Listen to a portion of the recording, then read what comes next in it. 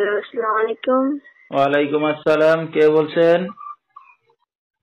আমি প্রিয়া বলছি ভাইয়া। প্রিয়া, কেমন আছেন আপনি? ভালো আছেন প্রিয়া? হ্যাঁ, আলহামদুলিল্লাহ ভালো আছি। আপনি ভালো আছেন? মাশাআল্লাহ, অনেক ভালো আছি। প্রিয়া, কোথা থেকে বলতেছেন? আপনার দেশের বাড়ি কোথায় প্রিয়া? আমার দেশের বাড়ি হচ্ছে কুমিল্লা ক্যান্টনমেন্ট। আচ্ছা, কোথা থাকেন এখন বর্তমানে আপনি? বর্তমানে থাকি ক্যান্টনমেন্ট। আচ্ছা, ঠিক আছে। প্রিয়ার ফ্যামিলিতে কে কে আছে? মা আছে, ছোট দুটো ভাই বোন আছে, আর আমি, আর কেউ নেই। আচ্ছা, তো প্রিয়া কি করেন আপনি এখন? বর্তমানে কিছু করি না, বাসায় থাকি। আগে সেলাই মেশিনের কাজ করতাম, এখন মেশিনটা নষ্ট হয়ে গেছে, এখন কিছু করি না। আচ্ছা, তো প্রিয়ার বিয়ে শাদী হয়েছে কিনা? জি না, হয় নাই। আচ্ছা, ঠিক আছে। তো দর্শক শুনতে থাকুন আজকে প্রিয়ার জীবনের গল্পগুলা ধৈর্য সহকারে। ফুল ভিডিওটি দেখলে মোবাইল নাম্বার পেয়ে যাবেন, সরাসরি যোগাযোগ করতে পারবেন প্রিয়ার সাথে। তো প্রিয়া, আপনার বাবা কোথায়? আমার বাবা মারা গেছে। কি দুঃখের বিষয়, বাবা নাই। তো আপনার তো দুইটা ভাই বোন আছে বললেন, তো একটা ভাই একটা বোন? হ্যাঁ। আচ্ছা আচ্ছা, আপনার মা কি করে এখন? আমার মা, উনি বয়স্ক মানুষ, ওনার সমস্যা, হার্টের সমস্যা, অনেক কিছু করে না, বাসায় থাকে। আচ্ছা, বাসায় থাকে, হ্যাঁ। হুম। তো প্রিয়া, যেখানে থাকেন বর্তমানে নিজেদের বাড়ি ঘর না বাসা ভাড়া নিয়ে থাকেন? জি না, নিজেদের বাসা। আচ্ছা আচ্ছা, তাহলে তো আর ঘর ভাড়া দেওয়া লাগে না। না। ঠিক আছে। তো প্রিয়া, এখন আপনাদের সংসারটা কিভাবে চলে, মানে কার ইসে চলে আর কি? আপনি চালাচ্ছেন এখন? চলে, ওই যে চাচাদের কাছে থাকি। চাচারা যতক্ষণে দেয় অতক্ষণে খাই, অনেক কথাবার্তা শোনায়, নানান ধরনের কথা বলে, এইভাবে চলতেছে। আচ্ছা আচ্ছা, তো আগে আপনি কাজ বাজ করতেছিলেন, এখন করতে পারতেছেন না, মানে বেকারি, মানে কেউই এখন কাজ বাজ করেন না, মানে চাচারা এখন দিয়ে চালাচ্ছে আপনাদের, এই তো?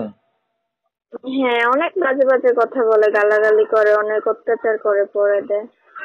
আচ্ছা আচ্ছা, তো এখন তো করবেই। তো আপনি নিজেও তো একটা কাজ বাজ করতে পারেন, গার্মেন্টস এর কাজ আছে, বাসা বাড়িতে কাজ আছে, টেইলারের কাজ আছে। যে কোনো একটা কাজ না করলে তো আর সংসার চলবে না। ওটাই তো ভাই, ওটাই তো করতে চাইতেছিলাম, কিন্তু আমার মাটার তো অনেক সমস্যা, আমার হার্টের সমস্যা। আমি যদি বাইরে বাইরে থাকি তো আমার আম্মুটাকে দেখবে কে? ছোট দুটো ভাই বোন আছে, ওদের দেখবে কে? আচ্ছা আচ্ছা, তো প্রিয়া, আপনার বিয়ে শাদী হয়েছে কিনা? জি না, হয় নাই। বিয়ে চাকরির করার জন্যই তো প্রতিবেদনে আসলাম, যে মনের মতো একটা মানুষ পাইলে আমি বিয়ে বসবো, যে আমাদের ফুল ফ্যামিলির দায়িত্বটা নেবে, পাশে থাকবে সারা জীবনের জন্য। তো আপনার তো বিয়ে শাদী হয় নাই আগে বলে, না? জি না। ঠিক আছে। তো একটা অবিবাহিত মেয়ে এখন মিডিয়ার সামনে আসছেন কি একটা, এখন যদি কেউ দায়িত্ব নিয়ে আপনাকে বিয়ে শাদী করতেছে, আপনি রাজি আছেন এতে? অবশ্যই রাজি আছি, এটার জন্যই তো আসছে। আচ্ছা আচ্ছা, তো আপনার মা জানে এই যে এখন আপনি মিডিয়ার সামনে আসছেন? মা জানে না, উনি জানলে খুব কষ্ট পাবে, কারণ ওনার মেয়ে এখন প্রতিবেদনে গেছে ওনাদের সংসার চালানোর জন্য, বিয়ে বসার জন্য। আমি করছি, আমার মা মেনে নেবে, যদি আমি কাউকে পছন্দ করি মেনে নেবে। আচ্ছা, পরবর্তীতে মেনে নেবে আর কি। আগে কথাবার্তা বলবেন, তারপরে যদি আপনার সাথে তার সাথে মিলে যায় তারপরে আপনি জানাবেন, এই তো? হ্যাঁ। তো প্রিয়া, আপনার এখন কেমন ছেলে পছন্দ হয়? বয়স বেশি না ইয়ং, না একটু কম বয়সী, কেমন ছেলে আপনি এখন চাচ্ছেন? ভাইয়া, বয়স কম আর বেশি ওটা মানুষের করে না, বুঝছেন? মানুষের মনটা হলো সব থেকে বড়।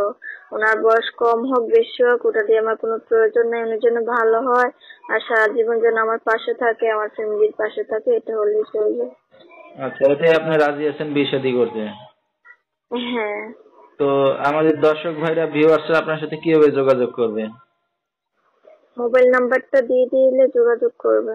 আচ্ছা, ঠিক আছে। তো দর্শক, আমরা শুনতেছিলাম প্রিয়ার জীবনের গল্পগুলা। যেহেতু বাবা নাই, ঘরে মা অসুস্থ, তো প্রিয়া কোনো কাজ বাজ করতে পারতেছে না এখন।